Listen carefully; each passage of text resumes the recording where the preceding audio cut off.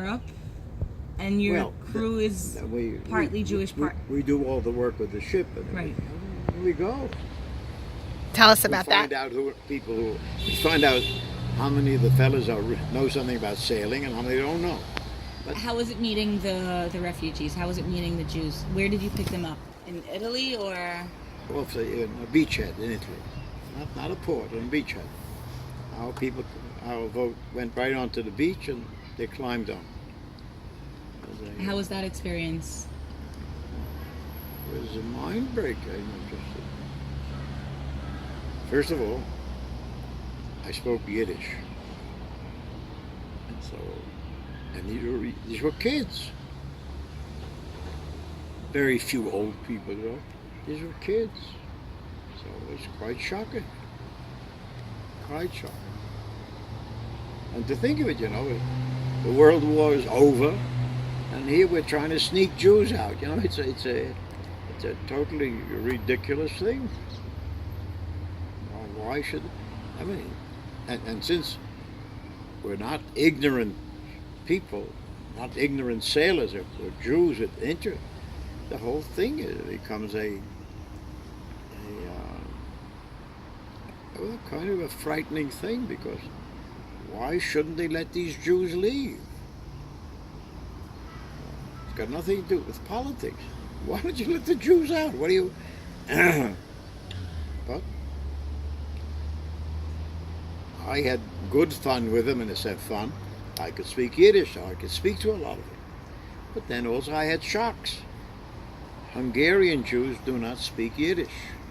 And I learned everything, and every time I learned something new. Hungarian, they don't speak Yiddish. How can they be Jewish, But that was it. That Sfaradim don't speak Yiddish. I knew that they were outcasts. They came from some other country, some other world. But Jews born in Europe, brought up in Europe, don't speak Yiddish. But you learn. Every time you learn something. Even these days I learn. How did it work? You would come and dock? You didn't come. You didn't dock. We went onto a beach. And then what? And we would help people. The people came from someplace. They were waiting for you there? Well, they were brought to us, yes. We knew where they were going to be. We had, with the Morse code, and we knew where they were. We knew we had to go, and we went there.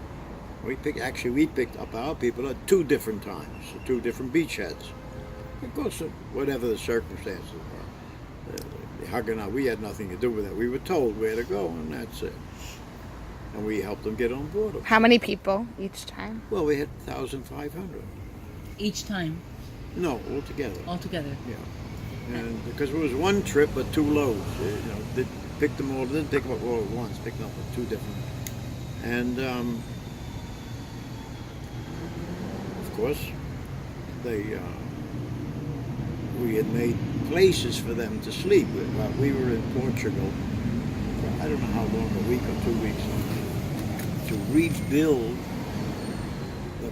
the hold of the ship inside, so the people could. We made shelves, like about every foot and a half or something. We'd make a shelf going across the wall, and long shelves, and so there was. People would sleep in, one on top of the other, floor to ceiling. Because we had to get it, the plan was to get as many Jews as possible. Many Jews, 1,500 was the one we worked at it. It's crazy.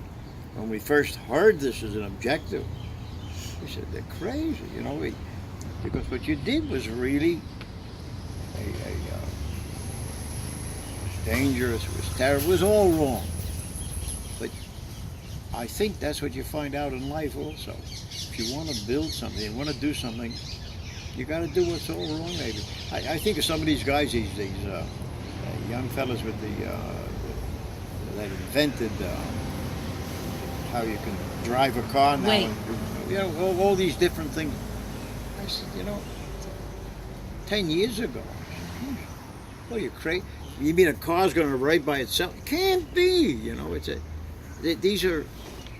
But this is what happens. First of all, man is inventive. That's one thing I get.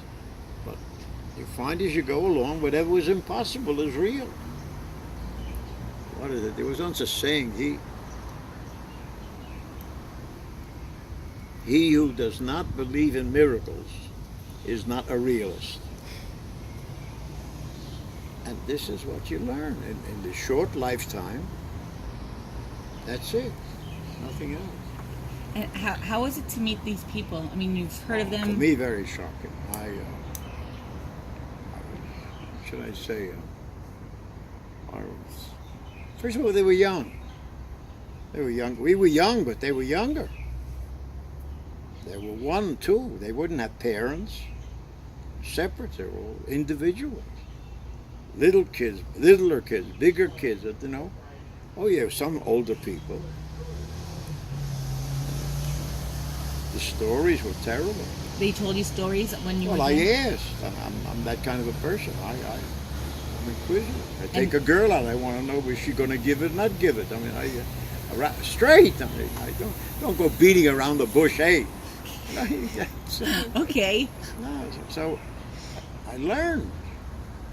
I said, Jesus, this is impossible. The stories that you didn't hear in the States? You had no idea what was going on in Europe? Not important. You didn't see the real ones. This is genuine. These are the originals. They were in the fire. These people had, their brothers and sisters and mother had been burned. They're alone. So what you heard in America, you read in the paper, like you read a book. You read. But boy, when you see the real thing, it's a different thing. The whole different story. Of course, a lot of people, it goes over, okay, it was a war and it was this. It goes over. But people who were pro-Jewish, sensitive to Judaism, and all that kind of stuff, this was terrible.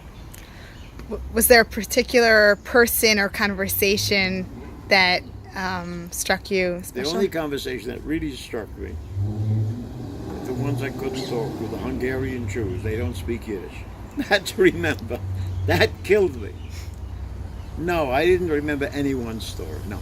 But every story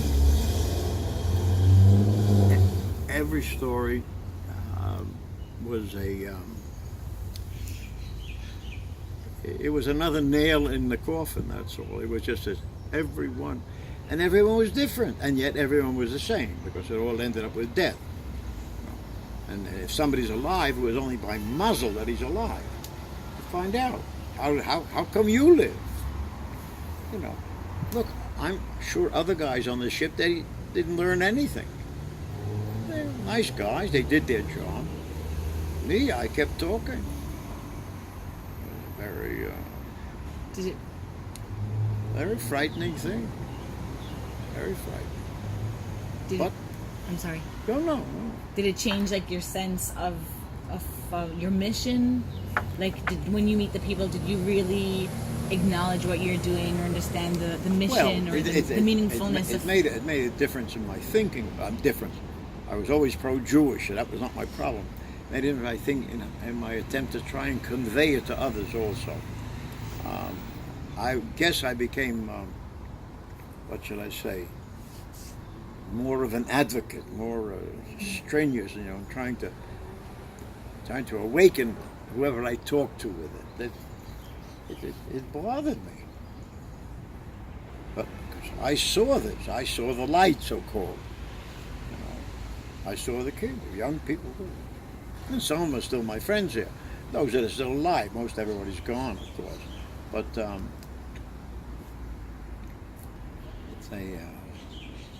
sure, and that's what drove me back, I guess. I went back home, I came back. How many times did you do the trip? No, one trip took a year. Did you have to smuggle them aboard from Italy? No, getting on ship was all, see the Haganah, the Almach, or whatever you want to call it. There were, in Europe, there were groups of Jews and groups of Palestinians, men who had come out of or had been in the British Army, that were helping the Jews. There was the Joint Distribution Committee. There were men in the American Army. And when they saw this, started to help. and started to help move the Jews around. And they kept asking just, what do you want? They want to go to Palestine. Why Palestine? They would have gone to America if they would have left. But they knew there was no choice. So they became Zionists because, if that's what you're going to call it, because this is what they were being taught also. There's the chance. We're building. It's going to be a place, it's a homeland. And of course, it grew on them. And these people, one after the other, and they were moved in by members of the Bricha, they called them, around Europe, and brought them down to these different places to meet our ships. See, the ships from America, were 10 of them, brought over 50% of the Mapilim out of Europe. We brought the big ships. In Europe, they had small vessels.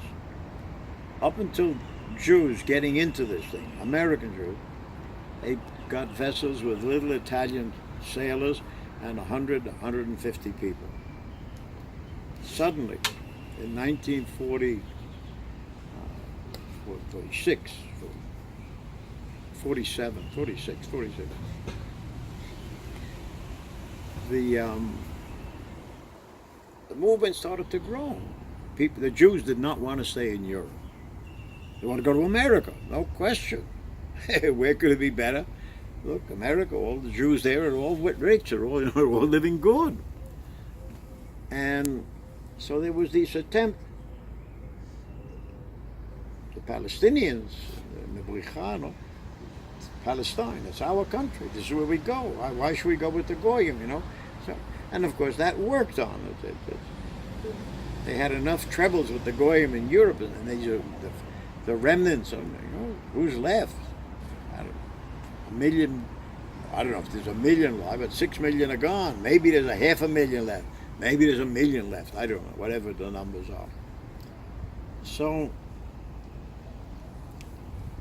they started to help them move down to the beachheads, to the places to get them out, in defiance of the British, of course. Now, as that was going on, first of all, these 10 big ships came from America, one after the other, but within a period of over a year. And that's how the numbers started to grow. And that's where it built up. Where did you leave them? Or where did you they got on the ship? We came to Palestine. And in Tel Aviv, Yafo, Haifa. We couldn't get into the port. The British stopped us. And the people. The British stopped us. We fought with them, whatever that means. Unloaded us and brought us to Cyprus prison. Oh, the whole ship. Everybody. The crew and the 1,500. They didn't know who was who.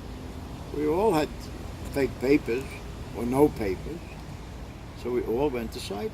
So tell us about that when you were approaching Israel, and how did the British Well, when we you? approached, the British were very nice. They had an airplane flying over, and they threw papers on you, in different languages. We'll take care of you, we'll be nice to you.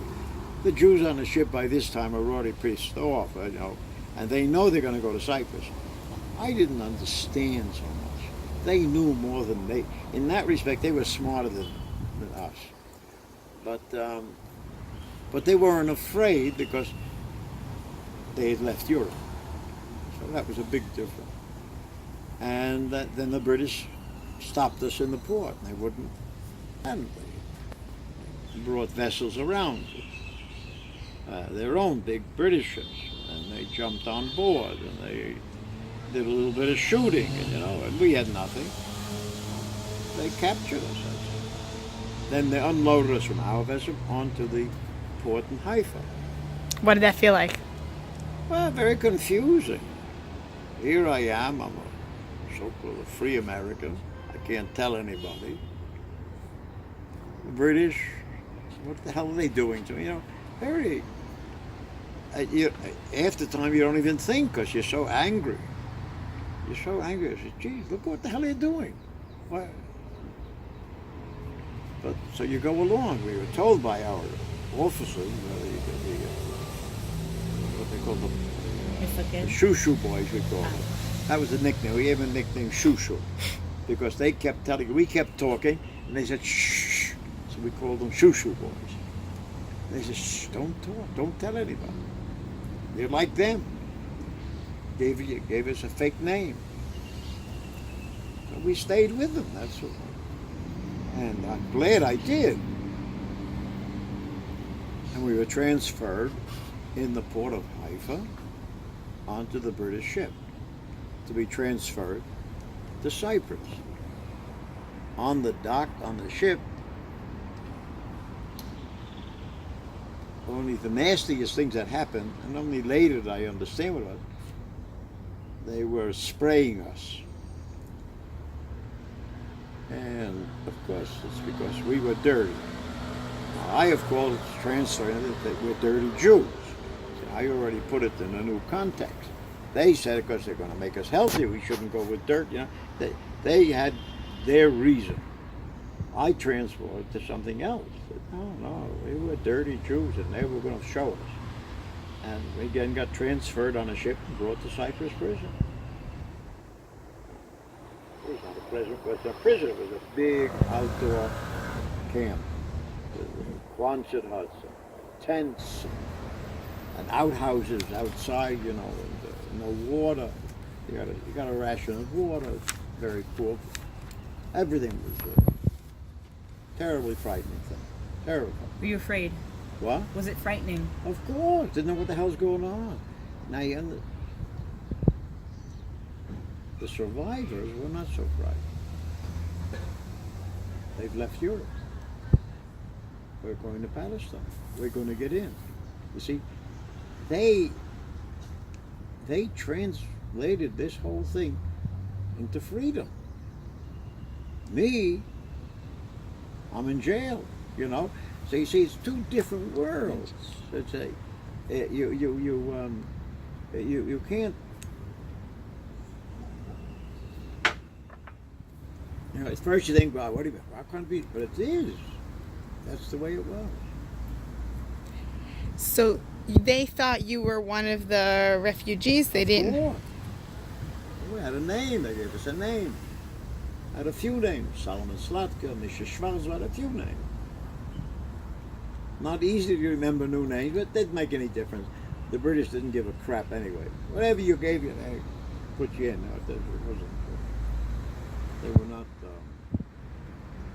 They were not so important to them to catch the real name. What the hell do we care who you are? And then we found ourselves behind barbed wire. I'll show you a picture later. The only picture I ever got. I got it 5 years after I lived in Israel. Somebody came to me. Said, "Greeting it, that's okay." I said, "Mom, is okay." I said, he showed me, gave me. I use it. It's my famous picture. It's not only me; it's with other guys from my group. How long were you there for? Now you see, if you had asked me that 3 weeks ago, I wouldn't be able to give you an answer. 2 weeks ago, I started to look into it. How long was I there? It's I was there about 60 days. It was a long time. A long time. When you set out from the States, did you have any idea that that's... Of course not. Of course not. I had no idea what was going to happen. No idea anything. Nothing. I just know we're going to pick up a bunch of Jews against the British. We're going to bring them to Palestine. That's it. And when I got onto the ship in America, I says, "Geez, this is the crappiest ship you could buy. It was built before World War I, before 1900. I said, what the hell are we doing with this?" I said, later I realized it's a one voyage ship. That's it. And the Jews, but it's because the Americans could only buy big ships. I mean, they were crap. It didn't cost a lot of money. But and they were all under foreign ownership, so-called. South American countries, all kinds of fake ownership. Because you have to have a license to sail a ship in and out of a port. And It's because only less than a month ago, I found out something. I'm always finding things out. You know? Because the Americans were buying, they asked the Americans to buy ship. Because it's a good story. The American says, we need somebody here that we can be in touch with. They can be in touch with you. We need a liaison. So of course, talking on the radio, short wave radio. You know, oh well. The Jew says, send us somebody, so we can have somebody who talks your language also, you know. This is the end of, sometime in 46. And they send some, they're saying about ships. They sent some guy. The Israelis, Palestinians as they were then, they heard the word. They thought somebody who knew about sheep. They sent him to America. He learned very fast. He was very good then. So they sent somebody who was about sheep, and these guys were on ships, you know. But it all worked out. He was very good. He was a wonderful man. He did a marvelous thing. They denied it later, years later. They said, it's not true. We knew what we were doing. But I'm telling you, I know from my research, they wanted sheeps and ships. But okay, it's a nice story, and I'm telling you it's true. That they were very embarrassed later when I published this whole thing, because they said, look, we weren't that ignorant, but you know, you don't know what it was to talk on the radio, on telephone in those days. Telephone in those days was airwaves. You're talking, ooh, you'd hear it go like, oh, that's how the radio, that's how the airwaves were. Today you talk, you know, like you're around the corner. But in those days, wow, long distance call. Gee. So. Maury, after 60 days, are you released back to Israel, or you're sent back? No, illegally. We got out illegally under a different name. No.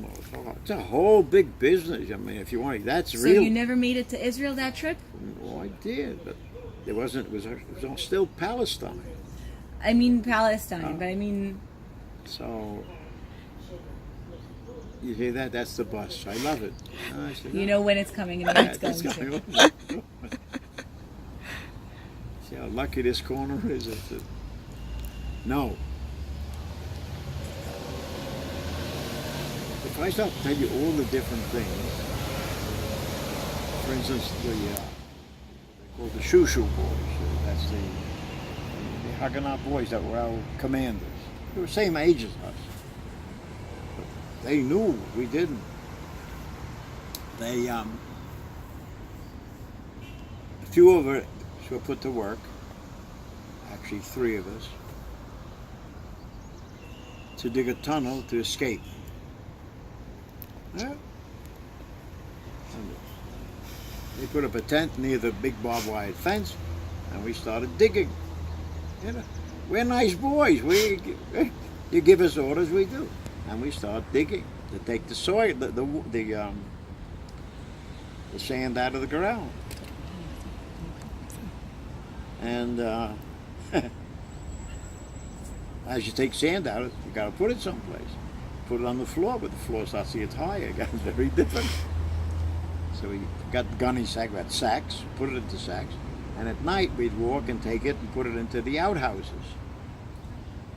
Because we didn't have toilets there. You slept in tents, you slept out in the ground, and you had outhouses all over the place. And what you did right into the ground. We started to throw and we filled up outhouses. It became very crazy. And then about, I can't tell you when exactly, but a few weeks before we were going to, we didn't know, but a few weeks before we did leave, a few of us were asked. Now why were a few of us asked or not, I can't tell you why. But the so-called Palestinian guy who was with us, he was like an immigrant. He chose a few of us to do this digging because he felt we were reliable. I don't know, whatever. You know, if you want to make it up, well, they saw we were smart. You know, but One of them, actually, we were three of us who did it. We were very friendly with each other, and one was an Irishman, a goy. The other one was a Jewish boy. The two of them went to Harvard Law School. They finished the first year of Harvard Law School. They're digging. And they got it. They're all digging together. And I remember sometimes they used to quote things from the books, but I didn't know what the hell they were talking about. But anyway, after a few weeks before we were leaving, we didn't know we were leaving. We are asked by they come to us when we got a new deal. We're going to prepare a material to make a bomb to blow up a ship. And this guy he explains it to him. The hell do we know? We're foot soldiers here. And we had to do something. They had help from the Cypriots. The Cypriots were very anti-British. And a number of them, and one in particular, Papadopoulos, and they smuggled in through the camps. These were big camps, thousands and thousands of people. Over 2,000 children were born in Cyprus. You got to understand, it's a big business. And they smuggled in something called galignite. It's an explosive. And we have to prepare it in such a way that we can bring it on board one of the British ships and blow up a British ship. Yeah. We didn't understand really until the end. At the end we understood everything. But as we're going along, this shoo-shoo boy says, this is what we're going to do.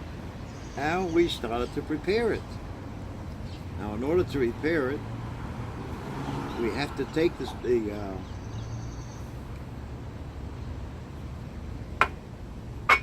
galignite, and we have to put it into little packages. So they brought a lot of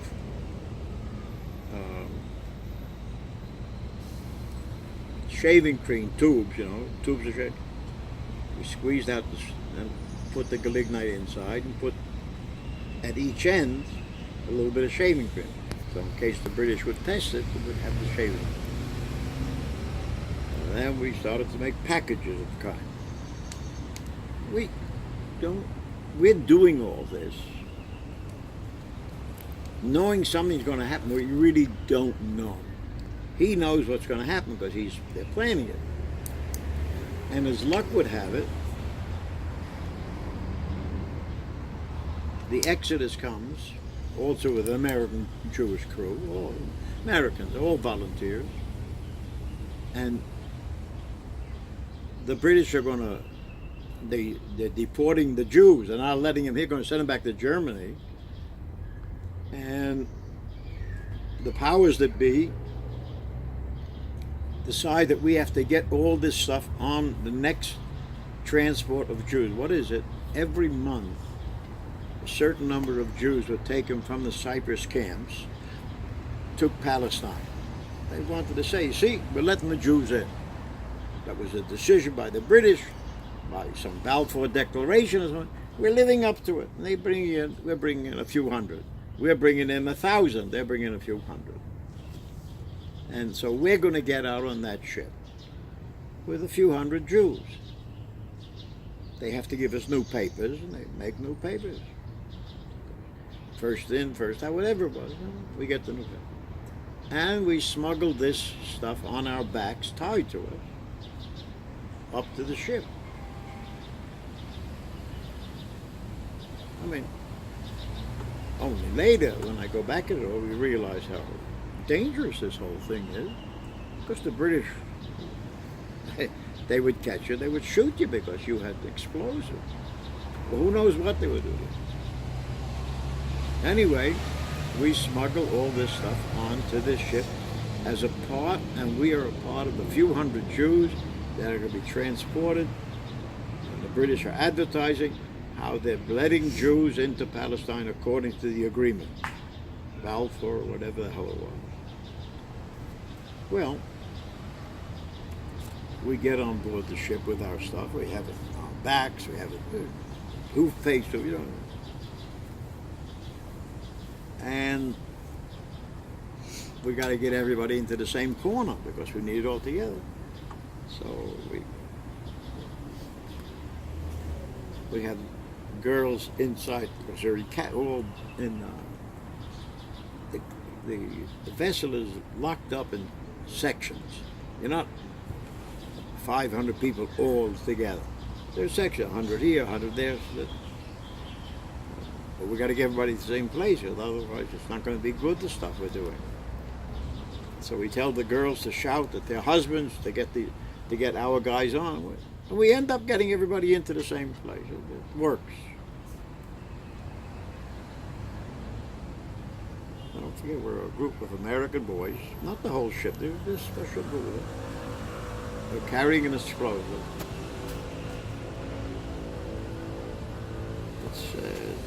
It's all crazy, but we're doing it. We have a saw. Tell the girls and everybody to sing, because we've got a saw to get down below on the ship. The hatches were sort of cubicles. There's a hatch, saw it, opened up so you can get down below.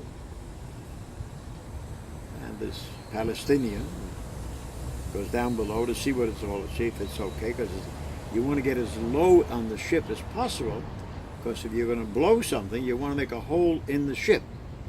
You don't want to blow up the people. You want to get a hole in the ship.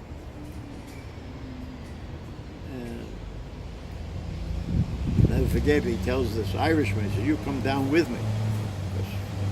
In case somebody comes. And he says to him, here's a knife. And if somebody comes, you kill him. So, this Irishman says, me kill him? What am I going to do? But, you're in this. You don't know how you get into a mess without knowing. And the girls are singing, we're all singing, making noise, everything is, anyway, they go down.